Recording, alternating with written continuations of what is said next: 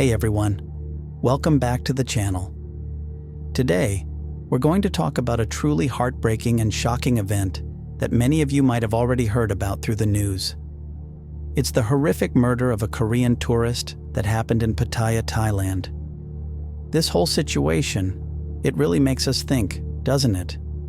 So picture this, Pattaya, Thailand. It's an incredibly vibrant resort town, full of neon lights and amazing energy, a place that promises dreamlike relaxation to so many people. But then, in May 2024, a nightmare began for one Korean family, threatening to swallow all that light. Back in South Korea, a mom received a call that no parent should ever have to get. Just a few short, shocking words over the phone, and her whole life was irrevocably shaken. "Ma'am, your son is missing." Can you even imagine that feeling? The person who went missing was an ordinary 30-year-old South Korean man, a diligent and considerate son who, despite the grind of office life, always gave his best and cared deeply for everyone around him. He had been looking forward to this long-planned vacation to Pattaya. He probably stepped off the plane with hopes of a peaceful getaway, ready to enjoy the vibrant tourist spot. But his dreams of a quiet holiday instantly turned into a horrifying nightmare. The place he arrived at wasn't paradise at all. It was the entrance to hell. And there, an unthinkable, cruel plot began to swallow his innocent expectations. Here's where it gets even more chilling. Behind Pattaya's vibrant facade, 3 other Koreans were meticulously crafting a sinister plan. These individuals had been staying in Thailand for some time, struggling financially, and they even had criminal records from illegal earnings. Their initial attempts at voice phishing schemes kept failing. That pushed their criminal intentions towards something far more audacious and brutal: kidnapping. They started scouring online chat rooms and social media groups, places where real-time arrival information for Korean tourists was often shared. This online space became their hunting ground. They were confident that fellow Koreans would be easier targets. And before long, a specific target caught their eye: a friendly-looking, financially stable, 30-year-old Korean man who was publicly updating his whereabouts during his travels. With chilling precision, they set a trap that would drag this innocent man into a nightmare. The sheer brutality of this crime was clear, even in its preparation. Police found receipts showing that just 2 days before the murder, these individuals had bought 10 bags of cement, a 200-liter plastic drum, heavy nylon rope, and various cleaning chemicals.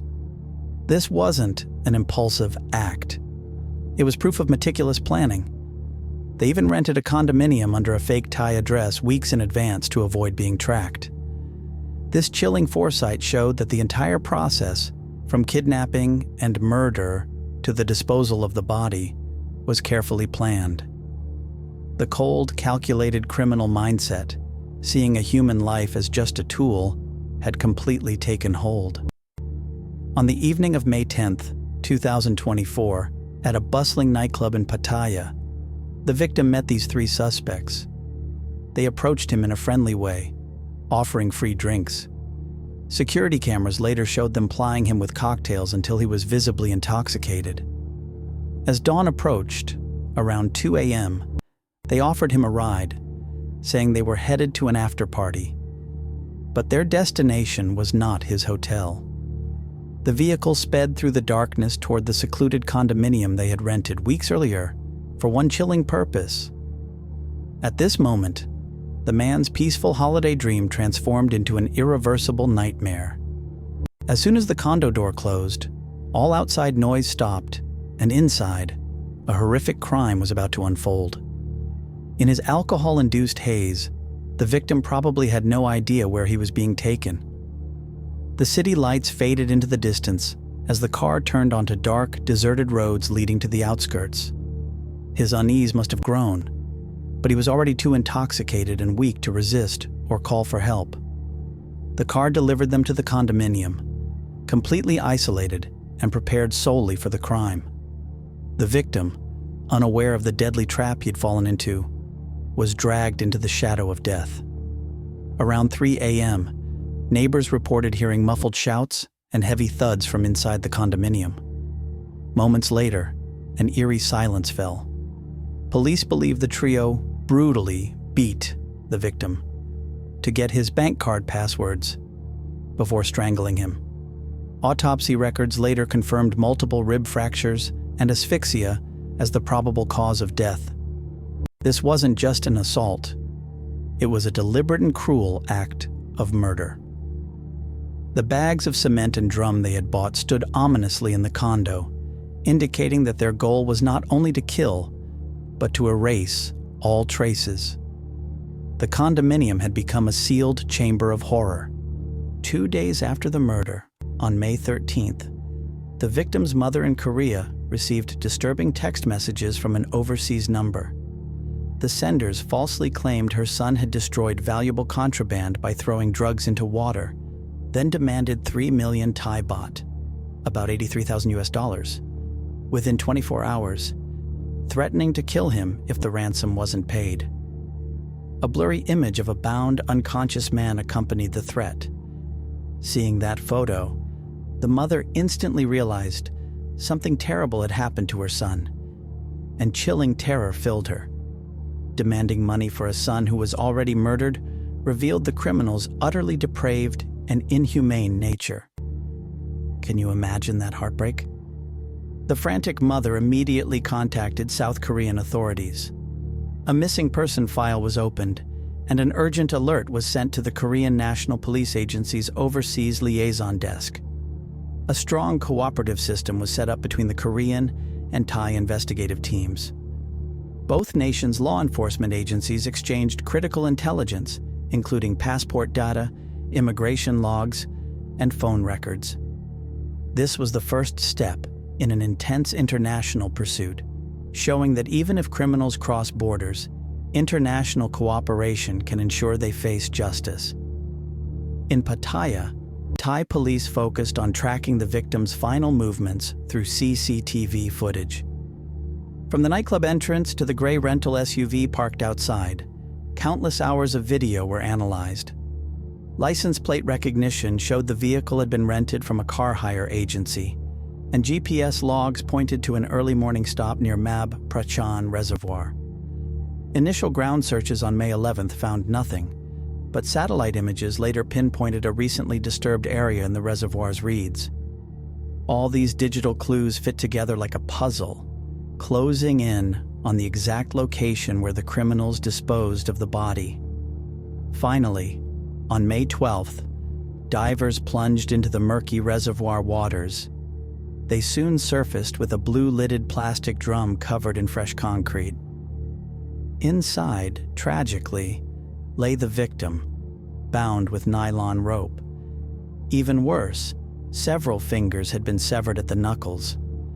Forensic experts concluded this gruesome act was an attempt to prevent rapid fingerprint identification and delay an Interpol red notice. Despite its weight, the concrete-filled drum floated due to air pockets.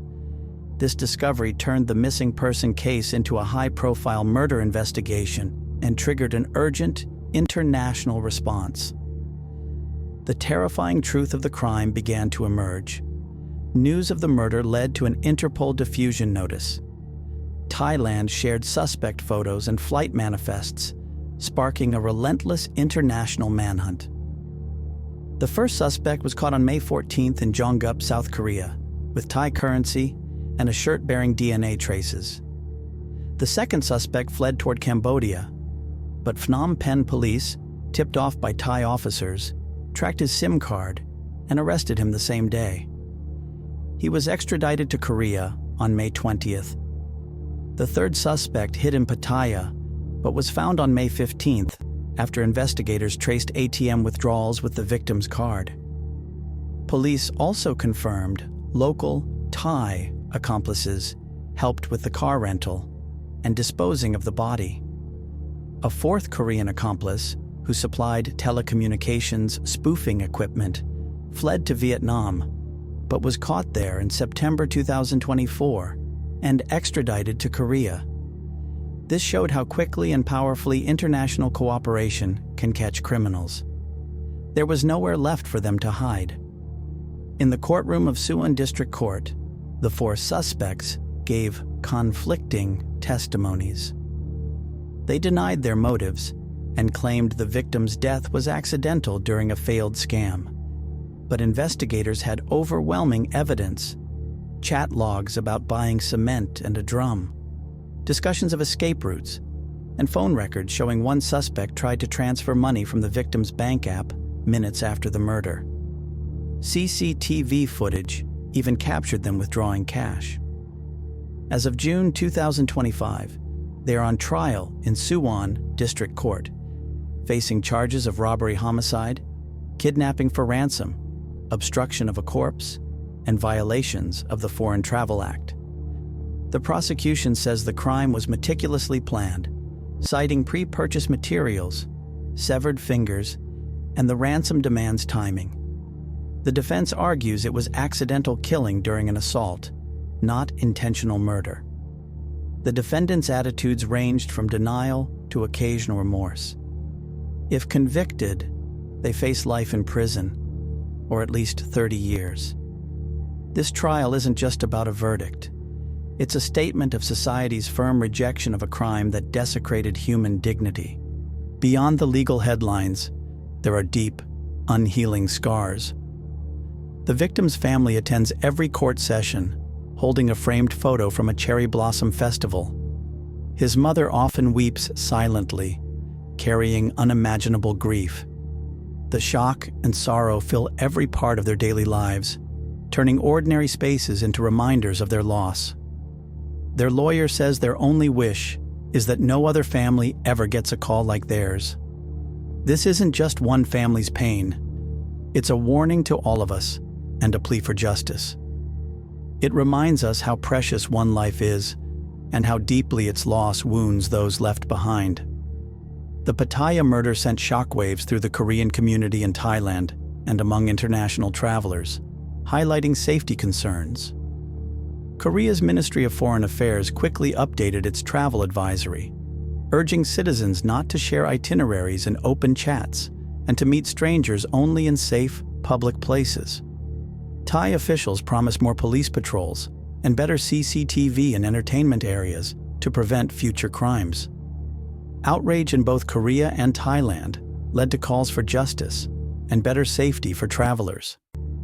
The Korean embassy in Thailand and Korean police work closely with Thai authorities, supporting the investigation and the victim's family, showing the importance of countries standing together against crime. The Pattaya murder is a stark reminder that predators can look familiar, and a single social media post can reveal hidden dangers. It shows the severe risks of sharing private travel details publicly or meeting strangers in isolated places. Yet it also proves the power of fast, multi-country cooperation. In a world where criminals can cross borders in hours, justice can follow just as quickly when nations work together. This paradise offered a holiday, but delivered a nightmare. But across 5 borders, a relentless pursuit closed in, proving that even in the darkest places, the rule of law can shine a light. Let's remember the lessons from this tragedy and stay vigilant to help make a safer world for everyone.